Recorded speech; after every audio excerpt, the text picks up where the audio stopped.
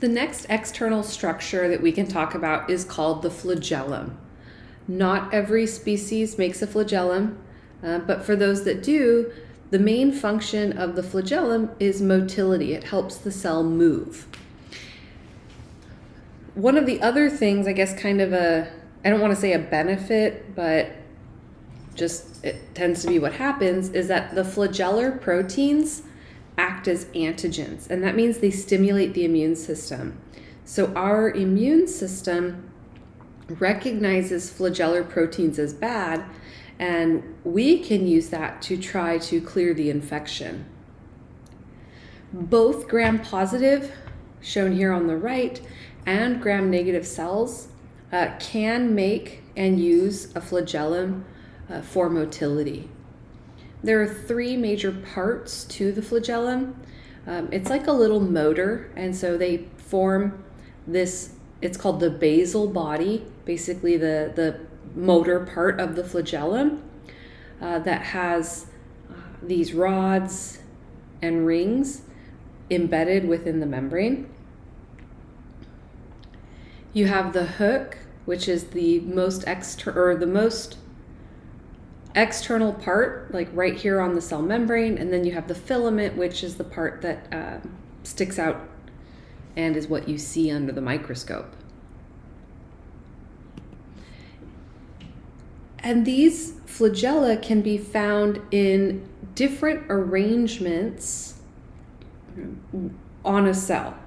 And again, you're not going to be doing flagellar stains in the lab, but you will be shown prepared slides of flagella, and you will need to be able to describe their arrangement. So when we're talking about the arrangement of flagellum, the first that we can talk about is in panel A, and that is peritrichous. And what that means is that there are flagella coming out from all over the body of the microbe. You can have, as in panel B, what we call monotrichous, meaning you have a single flagellum, and it is usually polar, meaning it's found at one end or the other. In panel C, we see a bacterium that is what we call lophitrichous. That means it has a clump of flagella, but only at one end. And finally, as you can see in the rightmost image, we have what's called amphitrchous. We have flagella on both ends. But again, it's polar because it's on both ends.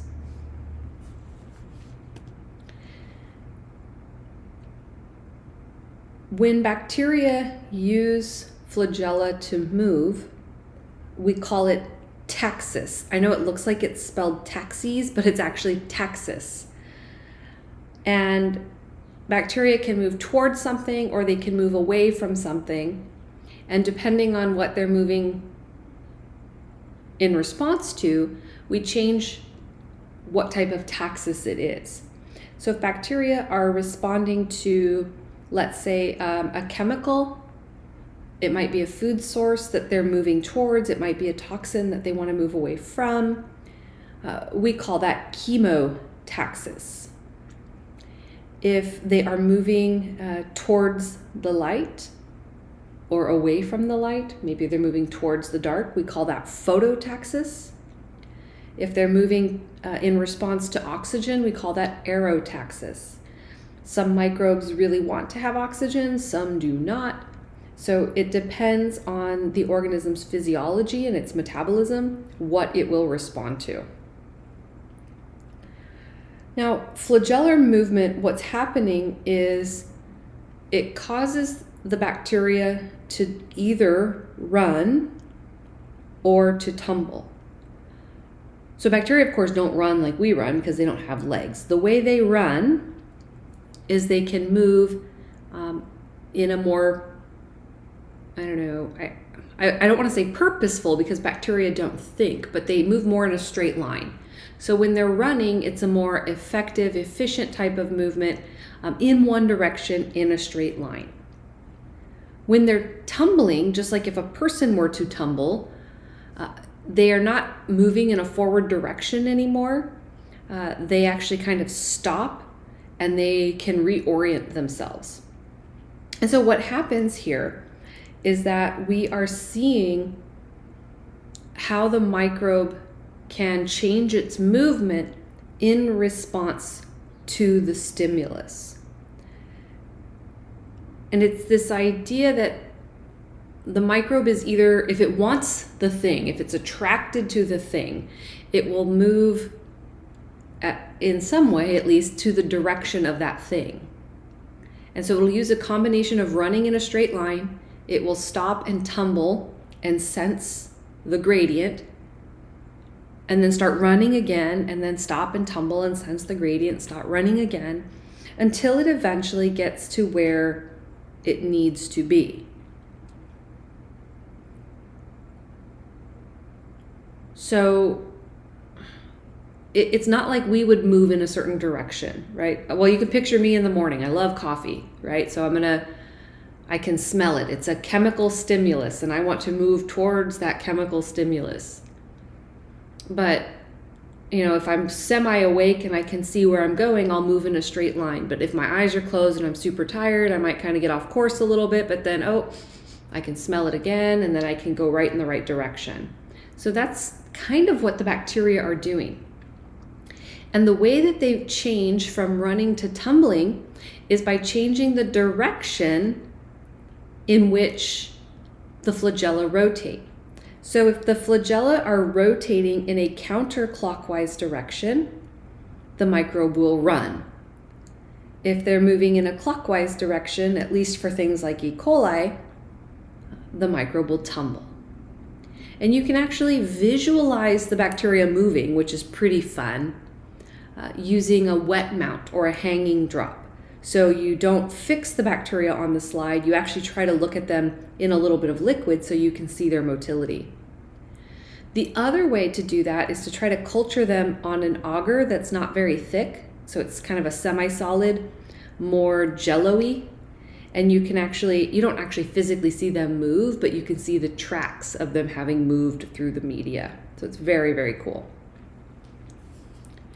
And then there are these really unique type of flagella called axial filaments. And axial filaments are found in mostly spirochetes. And these are a type of endoflagella. It's actually on the inside of the cell. And it's inside the membranes, and it kind of surrounds the cell wall. And that's partly what gives the shape and also what gives the motility. And so when these spirochetes are moving, if you picture a corkscrew being turned, that's what it looks like when a spirochete moves. And this can help them penetrate into tissues because just like a corkscrew, they can burrow in.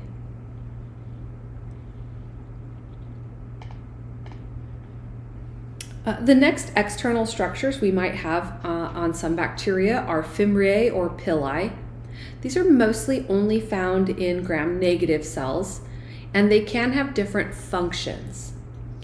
So Fimbriae, again, found on the surface, you see them in the top panel. These are a lot like, in terms of how they look, they're a lot like little hairs sticking out of the surface of the cell. But they help in attachment. So they're not actually hair, they're little attachment devices. Bacteria like Neisseria gonorrhoeae, which causes gonorrhea, and E. coli, have a lot of Fimbriae. Pili are also external, but they're most often fewer than Fimbriae, so maybe 1 or 2 per cell. And they're usually like a lot longer. Unlike Fimbriae, which are only really involved in attachment, so Pili can be involved in motility. It's a little bit of a different type of motility than you get from the from the flagella, but it is a type of motility. And they also can be involved in DNA transfer. And that's what they're showing you in the bottom image here.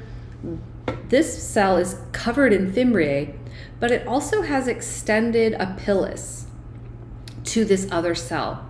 And what's happening here is this bacterium covered in all the Fimbriae that's made the pilus is transferring DNA within that pilus to the other cell.